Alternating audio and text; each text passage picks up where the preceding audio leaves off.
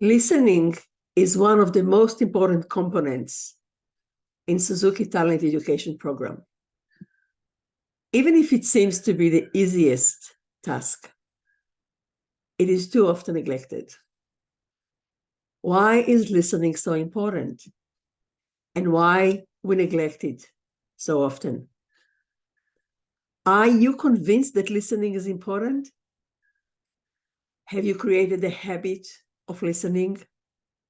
How much listening should we do? How should we listen? When should we listen? Where should we listen?